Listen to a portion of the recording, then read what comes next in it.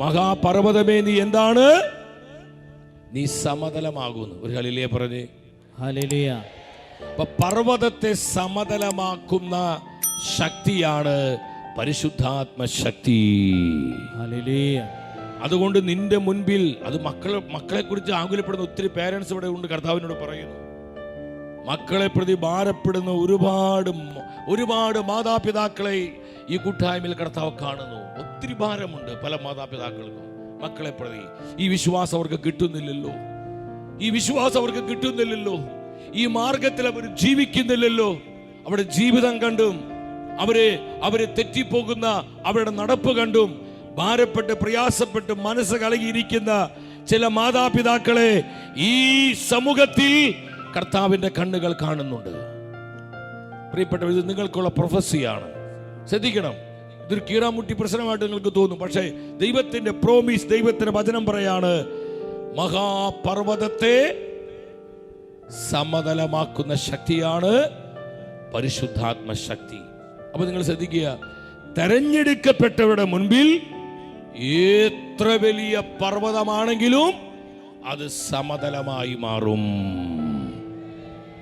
അതാണ് തെരഞ്ഞെടുക്കപ്പെട്ടവരുടെ മേലുള്ള അഭിഷേകവും കൃപയും. ഒരു ഹല്ലേലൂയ പറഞ്ഞേ. അപ്പോ തെരഞ്ഞെടുക്കപ്പെട്ടവരുടെ മുൻപിൽ, അതുകൊണ്ട് ഞാൻ പറയും, അതുകൊണ്ട് ഞാൻ ഇവിടെ വന്ന് ഈ മെസ്സേജ് പറയും. കാരണം എനിക്ക് ഒത്തിരി സന്തോഷമുണ്ട് പ്രിയപ്പെട്ടവർ. ഈ സമൂഹം, ഈ കൂട്ടായ്മ കാണും മനസ്സ് നിറയാണ്. നിങ്ങൾ ഒത്തിരി വില കൊടുക്കുന്നവരാണ്, ഭംഗി വാക്ക് പറയല്ല. ഒത്തിരി സഹിക്കുന്ന മക്കൾ ഇതിനകത്തിരിപ്പുണ്ട്. കർത്താവിനെ പ്രതി, കർത്താവിന്റെ വചനത്തെ പ്രതി കൊടിയ പീഡയിലൂടെ, കൊടിയ സഹനത്തിലൂടെ, തീച്ചൂളയുടെ അനുഭവങ്ങളിലൂടെ കടന്നു പോകുന്ന ചില ജീവിതങ്ങളെ ഇതിനകത്ത് കർത്താവ് കാണുന്നുണ്ട്. ഓ, ഞാൻ അവരെ ഓർത്ത് ദൈവത്തെ സ്തുതിക്കുന്നു. ഹല്ലേലൂയ. എന്നിട്ട് നിങ്ങൾ നിൽക്കുന്നുണ്ടല്ലോ കർത്താവിന് വേണ്ടി. ഓ, അതല്ലേ ഏറ്റവും വലിയ ബ്ലെസ്സിംഗ്. ആമേൻ. അപ്പൊ നിങ്ങൾ തെരഞ്ഞെടുക്കപ്പെട്ടവരുടെ മഹത്വം മനസ്സിലാക്കണം. കർത്താവ് തന്നിരിക്കുന്ന ഈ തെരഞ്ഞെടുപ്പിന്റെ മഹത്വം മനസ്സിലാക്കണം, അതിന്റെ വില മനസ്സിലാക്കണം. ദൈവത്തിന്റെ വചനം പറയുന്നത് മഹാപർവ്വതം സമതലമായി മാറുന്നത് ആരുടെ മുൻപിലാ? എല്ലാവരുടെ മുൻപിലാണോ? ആരുടെ മുൻപിലാ? അവിടെ പ്രത്യേകം പറയുന്നത് ആരുടെ മുമ്പിലാ? സെരുബാബേൽ എന്ന് പറയുന്നത് കർത്താവിനാൽ തെരഞ്ഞെടുക്കപ്പെട്ടവരുടെ പ്രതീകമാണ്. അപ്പൊ നിങ്ങൾ ശ്രദ്ധിച്ചിരുന്നേ, കർത്താവ് വിളിച്ച, കർത്താവ് തെരഞ്ഞെടുത്ത ഏതൊരു വ്യക്തിയുടെ മുൻപിലും എത്ര വലിയ പ്രതിസന്ധിയുടെ മഹാപർവ്വതമാകട്ടെ, ആ പർവ്വതങ്ങൾ സമതലങ്ങളായി മാറ്റപ്പെടും. അത്രയും പവറാ കർത്താവ് തന്നിരിക്കുന്ന ഈ തെരഞ്ഞെടുപ്പിനെ. കരടിച്ച് ചോദിക്കുന്ന നന്ദി പറഞ്ഞേ. ഓ, ഹല്ലേലൂയ. ഈ മാർഗത്തിലേക്ക് ഈ കർത്താവിനെ അറിയാൻ കഴിഞ്ഞില്ലേ?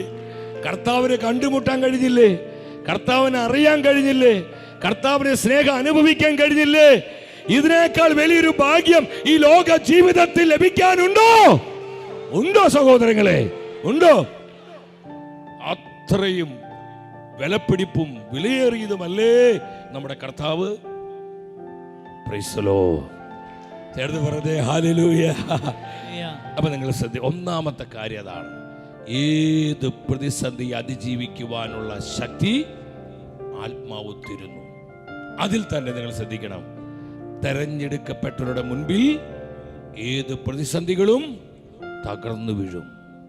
അത് നമ്മുടെ പുണ്യം കൊണ്ടല്ല, കർത്താവിന്റെ വിശ്വസ്തത കൊണ്ട്. കർത്താവ് നൽകിയ തെരഞ്ഞെടുപ്പിനെ പ്രതി സെറുബാബേലിന്റെ മുൻപിൽ മഹാപർവ്വതങ്ങൾ സമതലങ്ങളാകുന്നു. അങ്ങനെയാണെങ്കിൽ പിന്നെ എന്തിനാ നമ്മൾ അസ്വസ്ഥരാകുന്നത്? ഒറ്റ കാര്യം ഇപ്പോൾ ആത്മാവിനോട് പറയുന്നത്, എൻ്റെ പ്രിയപ്പെട്ടവരെ, നമ്മൾ കർത്താവിൻ്റെ പ്ലാനിൽ നിൽക്കുക, കർത്താവിൻ്റെ പദ്ധതിയിൽ ഉറച്ചു നിൽക്കുക. വേണ്ടത് പരിശുദ്ധാത്മാവ് ചെയ്തുകൊള്ളും. കരം പിടിച്ച് കർത്താവ് നന്ദി പറഞ്ഞേ.